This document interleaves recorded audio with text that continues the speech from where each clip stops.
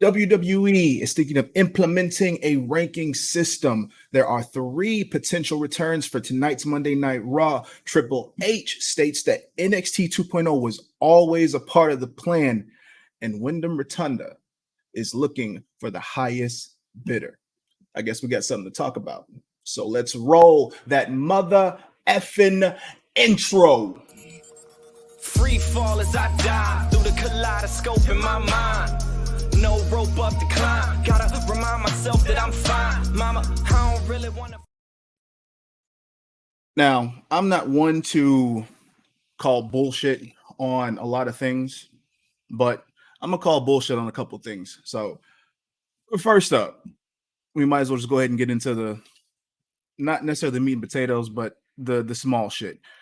So, WWE basically, well, I mean, they're notorious for sending out these surveys to a lot of continuous watchers of Monday Night Raw, SmackDown, NXT, whatsoever. And usually to get feelers out. Now, of course, I'm more along the lines of, yeah, they send this out to make it seem as though they're doing something for the fans, but 9 times out of 10, they'll kind of get a feeler and then still not do shit about it. So with this particular survey, they survey people as far as like basic. One of the questions were along the lines of what do you like about their competition, AEW, and a lot that came back was the ranking system. Now, as far as I'm concerned, I am in support of a full-on ranking system for WWE. I think it would benefit a lot of the superstars and people that are employed there. I think it would help with storylines, and I think it would make the product a lot better.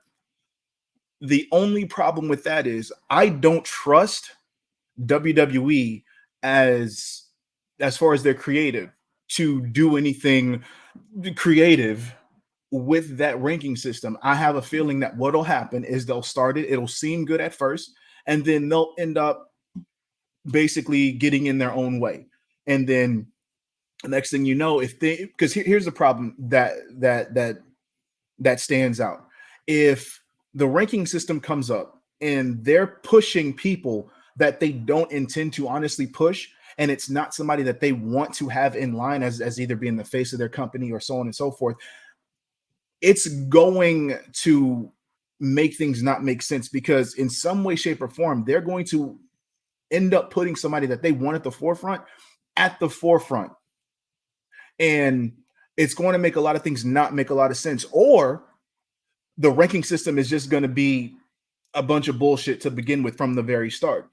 And what I mean by that is they're going to basically have the people that they already want at the top staying at the top. And they're going to make it seem as though other people are important in this ranking system, just to keep in mind to make everybody think, oh, well, these people are at the top of the card or at the top of the ranking system because they're that good. When in all reality, it's just been a ruse that entire time. So that's the issue that I have. I am full on for the ranking system. I'm just not behind the execution that WWE and their creative would as far as would be having a difference. I don't think that difference would be made in the best of lights. And I don't see it as a positive transformation if they do decide to implement that. So, I mean, I'll expect the worst and hope for the best. That's about as bad. That's about as good as it can get from me, because at this point, I still do not watch the majority of WWE programming. You know, I'll try to tune in here and there, but for the most part, it's just not something that has my interest at times. So, yeah, whatever. Now, as far as for tonight, so it looks like we may finally get Asuka back on TV. Now, I was okay with her being gone because they weren't doing anything with her. And anything that they did do with her was absolute fucking garbage. So with that, I mean, I'm happy that she's returning, if in fact they have something for her. I don't expect them to, because it's rumored that the other potential return is Becky Lynch, which that's not the most surprising, because I mean, who wouldn't expect her to return after a few weeks? I mean, she hasn't been on TV since WrestleMania, so obviously she's coming back for something. And it seems as though the rumor is that that her and Asuka are going to have some type of program.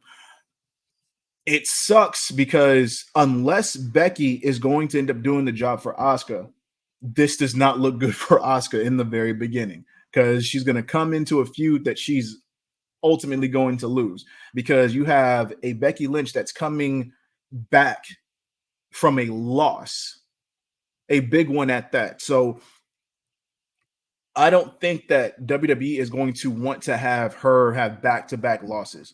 So my working WWE mind, as traditional as it is with the way that they seem to work, is that Asuka's going to come in and she's going to lose to Becky, and then they're going to be doing something with her after that, and then from that point on, they may have some nice things about to do for Asuka. But as far as storyline purposes, I really don't have any faith in it. Just like I don't have any faith in them doing something with a returning Mustafa Ali. Now, the character that he was going to portray before they pretty much canned it had a lot of promise. It seemed like they were going to go in a certain direction that actually worked, which I wish would have been what they did for Retribution with the character that he was supposed to go with, because I think it would have it fell in line with what Retribution was pretending to do. And I think that it would have benefited them if this was the precursor to Retribution. But with him basically asking for his release and tweeting out 2.5 more years to, I think that it would have benefited him to do the thing that Pac did, and that was just sit out your contract and then just chill until it was time for you to go, and then you would have been free. So now maybe just maybe, because of course the rumors that Vince McMahon is actually high on Mustafa Ali, maybe they actually had come to terms, they worked out something to where it favors him and he's able to do something moving forward that is actually going to benefit not only himself but WWE as well.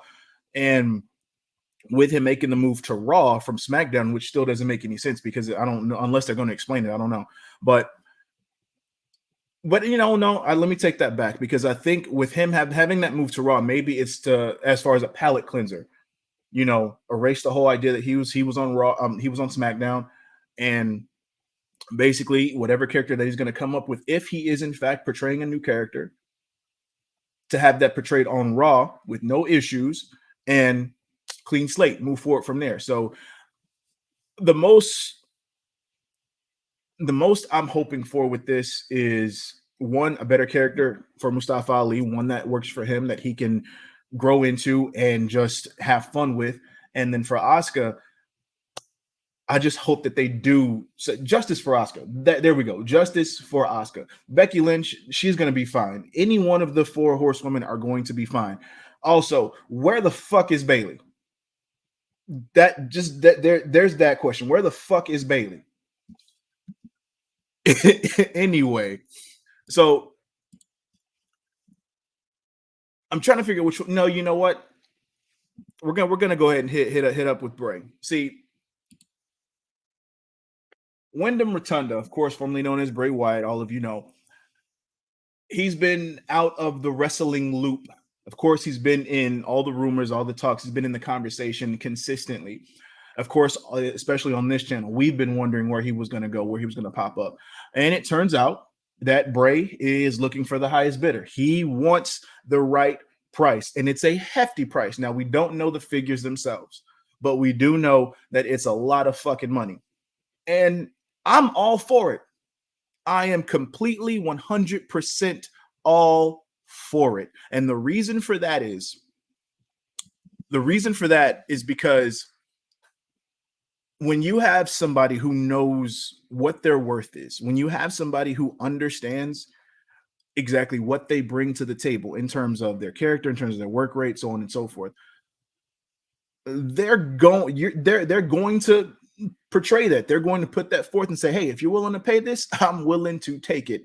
So that's on that spectrum. Now, if you think about it from what he's dealt with in WWE, you have a creative person who dealt with bad creative in WWE, who continuously changed who wanted to continuously change what he had going on. And For him to have to deal with that and then be let go, it's like, you know what? If I'm going to potentially deal with that, you're going to have to pay me a lot of fucking money not to care. You're going to have to pay me a lot of money for for the shit you plan on putting me through. So it's two different things on that end. And I can't complain. I can't fault him for that. For one, knowing your worth, and for two, giving yourself a cushion for whatever potential bullshit you may have to deal with moving forward. So, Bray, I hope you get your fucking money. WWE has the money for it. Tony Khan and AEW have the fucking money for it. Now, of course, I would not prefer him to go back to WWE for obvious reasons. And with AEW, just give him the fucking money. You're going to gain a lot more money in the long run. Give him the money. Give him the fucking money. Period. Period. Period. Period. That's it on that one. But now, here is where I call complete and utter bullshit. So Triple H has gone on record and stated that NXT 2.0 was always a part of the plan. It was always meant to happen. Now, of course, he said in a few words here and there that they were, they're trying to get everybody TV ready, and, it was meant to happen in this way. And the thing that I hated about that is that it's basically going back to what NXT was supposed to be. I hate that he said that, because that basically, it's almost like you take that and you shit on the past 6+ years that you've had in NXT of the black and gold. Like, you say that this magnificence that you pushed forward was not what it was meant to be. Making these stars, making this TV, making the best programming, making the best WWE TV programming for that amount of time was never a part of the plan. You're telling me that the guys that were let go and future endeavored, both in ring and backstage, you're telling me that these guys were never part of the plan. You're saying that your plan for NXT 2.0 was to let go of Road Dogg, was to let go of fucking William Regal, a Samoa Joe that you brought back after he was fired from Vince McMahon on the main roster and brought back. Your plan was to bring him back and to have him let go. All this was part of the fuck. Give me a fucking break. I call complete and utter bullshit on all of that. There's and I understand it's corporate speak. And I guarantee if Vince McMahon was not his father-in-law, if he wasn't married to Stephanie McMahon, all this other shit, he would air all this shit out. But he has to say shit to save face, because here's the thing. Here's the one thing in that makes the most sense to me, is that if the fans who were loyal to the black and gold brand hear Triple H, the father of NXT, sit here and say, yeah, NXT 2.0 was all a part of the plan, it's okay to come back and watch it. It's what I wanted. To think that we're going to come back and be like, oh yeah, we understand that this is not part of the fucking plan, because when NXT 2.0 came into play, it was a fucking rebrand. And this is why we call it main roster light.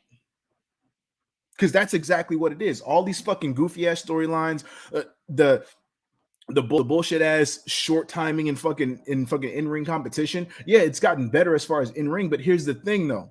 It didn't start out like that. So how can you sit here and say that this was always a part of the plan when you had magnificent wrestling in the black and gold? You had magnificent storytelling in the black and gold. You were able to have a complete wrestling show in 1 hour in its inception and have magnificent pay-per-view events, all those takeovers that were better than some WrestleManias, that were better than some WWE pay-per-views. You're telling me that all of those were for naught because NXT 2.0 was all part of the plan. Give me a fucking break. I don't buy it.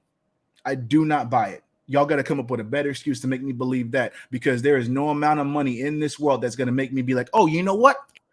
That's it. That's absolutely right. Triple H, I knew it. I knew for the longest that this was all a part of the plan. Bullshit. Anyway, that's my small rant on that shit, but that's all I got for you guys on that. And as far as all our motherfucking news, rumors, all that bullshit, of course, you don't come here for the news, you come here for the opinions. Let's keep it that. But anyway, whether you loved it, hate it, don't forget to rate it, thumbs up, thumbs down, leave all your comments, concerns, questions down below, hit that notification bell for everything that TAG drops, updates, all this other BS. But most importantly, please tag that mother effing subscribe button. And until next time, you beautiful mother effers, TAG the fucketh.